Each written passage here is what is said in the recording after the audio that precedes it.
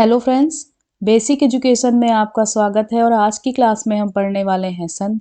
लेकिन उससे पहले चलते हैं पिछले क्लास में पूछे गए प्रश्न पर। जो कि प्रश्न हमारा था, वह दिन भर काम करता रहा वाक्य किस अव्यय के भेद का उदाहरण है? जिसका सही उत्तर था कालवाचक। अब आते हैं आज की क्लास को कंटिन्यू करते हैं, जिसमें आज हम पढ़ रहे हैं संधि।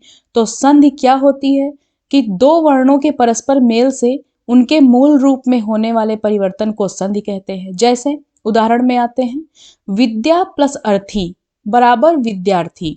मतलब हमारे दो वर्ण कौन से, विद्या और अर्थी मिलकर क्या हुआ, नया रूप क्या बनाया, विद्यार्थी। मतलब ये परिवर्तित होकर हमारा शब्द बन गया। तो इसको क्या बोलते हैं, संधि।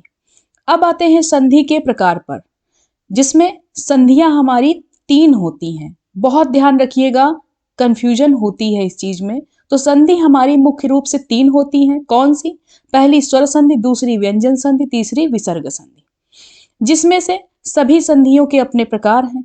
जिसमें पहली है स्वर संधि। तो स्वर संधि के 5 प्रकार होते हैं, जो कि सबसे मुख्य होते हैं। मोस्टली सभी एग्जाम्स में क्वेश्चन स्वर संधि से ही बनता है, जो कि बहुत ज्यादा इंपॉर्टेंट है परीक्षा की दृष्टि से। तो सबसे पहले जानेंगे कि स्वर संधि होती क्या है।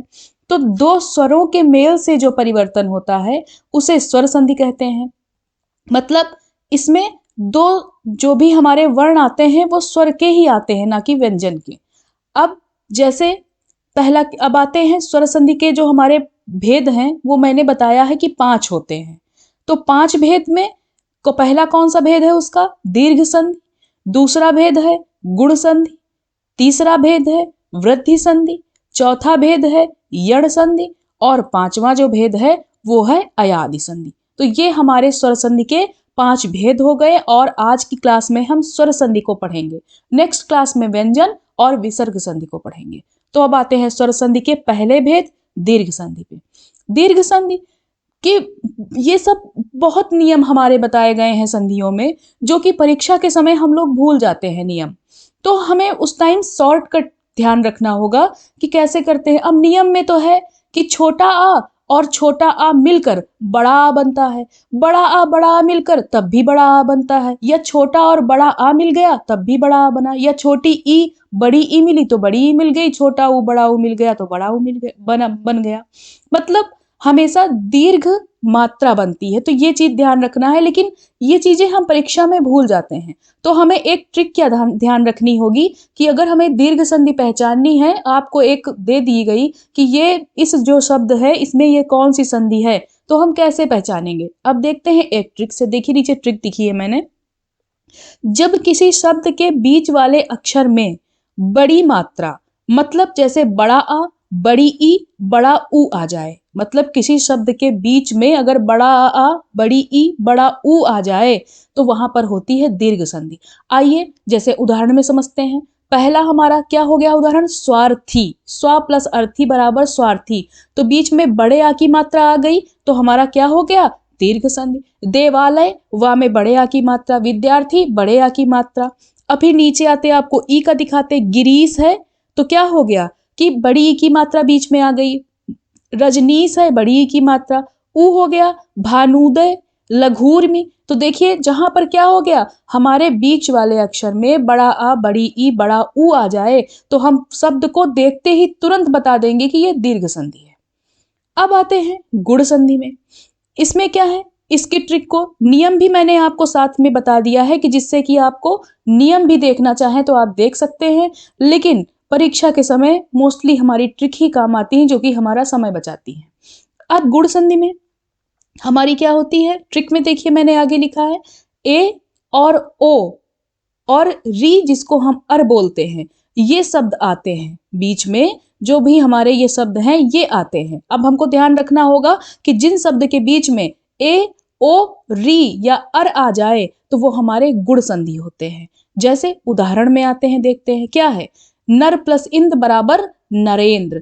ए की मात्रा देखते ही तुरंत हम समझ गए कि ये गुण संधि है। स्वेच्छा, ए की मात्रा देखते ही समझ गए गुण संधि है। जैसे ओ में आते हैं, क्या है, हित प्लस उपदेश बराबर हितोपदेश। तो ओ की मात्रा आ गई परोपकार, जलोर्मी, नवोढ़ा, महोदय, ये सब क्या हो गए हमारे ओ की मात्रा आ गई तो गुण संधि हो गई।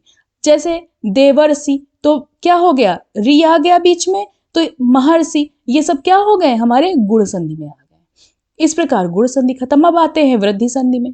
वृद्धि संधि देखिए, गुण क्या हो गया, थोड़ा और ऐसे ट्रिक से याद रखिए कि गुण हमारे थोड़े और बढ़ गए तो क्या हो गया, वृद्धि संधि हो गई।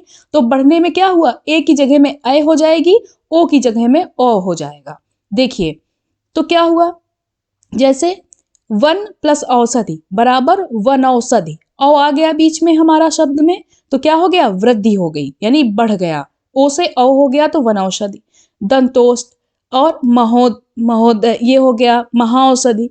परमोदार्थ ये सब क्या हो गए, ये देखो औ की मात्रा आ गई तो यहाँ वृद्धि संधि हो गई। अब अ की मात्रा मत प्लस एक के मतैक के, तथा धन एव बराबर तथैव, तो अ और औ की मात्रा जहां आ गई वहां वृद्धि संधि हो गई। अब आते हैं नेक्स्ट यड़ संधि में। यड़ संधि, इसमें क्या हमें ध्यान रखना होगा कि जो हमारे या, वा और रा, इनके पहले हमेशा आधा शब्द आता है, मतलब आधा, इनके पहले हमेशा आधा अक्षर आता है। अब देखिएगा कैसे, जैसे हमने कहा अति प्लस अल्प बराबर अत्यल्प, मतलब या, वा और रा के पहले कोई भी आधा अक्षर अगर आ जाएगा तो हम समझ जाएंगे ये यड़ संधि है। यद्यपि आ गया, इत्यादि या के पहले आधा ता आ गया, प्रत्येक या के पहले ता आ गया, न्यून तो क्या हो गया, या के पहले आधा ना आ गया। मतलब हमेशा या, वा और रा के पहले आधा शब्द आ जाएगा, ये चीज हमको ध्यान रखना होगा। खत्म हो गई हमारी यड़ संधि भी।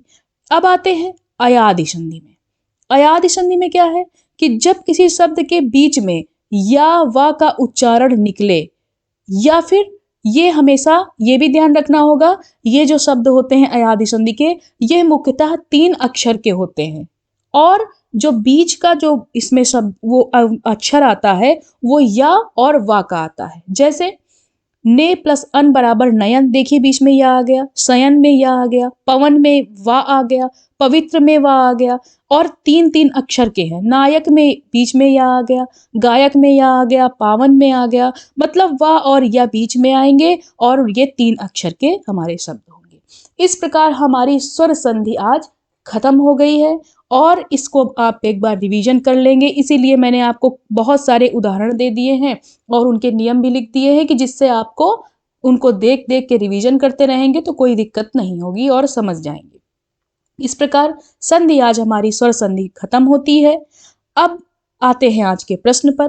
तो प्रश्न हमारा है कि वनौषधि शब्द में कौन सी संधि है। पहली है वृद्धि संधि, दूसरी दीर्घ संधि, तीसरी अयादि संधि और चौथी है यड़ संधि। इनमें जो भी आंसर इसका सही हो आप इसको हमें कमेंट्स में बताएंगे, और मिलते हैं नेक्स्ट क्लास में। अगर आज की क्लास आपको अच्छी लगी हो तो इसको लाइक, शेयर और सब्सक्राइब करें। Thank you so much.